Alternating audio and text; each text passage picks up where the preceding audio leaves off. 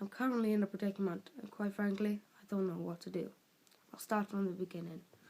5 years ago, my next door neighbour, Charlie, or Charles as we call him, had informed us that his 14-year-old son disappeared. He reported it to the police, it was on the news, it was everywhere. Me and my wife felt awful and offered to help out any way we could. As the years passed, with no word of his son, we assumed they'd came to terms with it and realised the worst had happened. Me and my wife never had the nerve to ask if the body ever turned up. Occasionally, Charles and his wife would sit in their living room for hours crying. One day, at about 4 p.m, me and my wife offered them to come in and have a drink or something, but they always had a reason not to. Once on a Friday night, they finally said yes. Me and my wife were nervous about this because we had nothing to talk about except for the 14-year-old boy.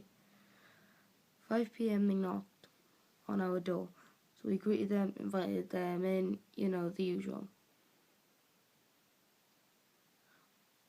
They were there for about 2 hours and 30 minutes, or 2.5 hours. The first hour and a half was normal, but at 7 p.m, that's when things started to get unusual. They would be fine with each other for a minute, and then they would snap. When they went home, me and my wife went to bed. I woke up at 11 p.m. to the sound of knocking. It was coming from my front door. It was Charles. He asked me if I could borrow a shovel. Without even asking why, I gave him a shovel, locked my front door, and went back to bed. Again, I was woken up by the sound of dirt being dropped. I looked out my window, and there he was. Charles was shoveling dirt. He made a massive hole. At the side of him, I could see a white bag with red stains. He put the bag into the hole and started putting dirt on top of it.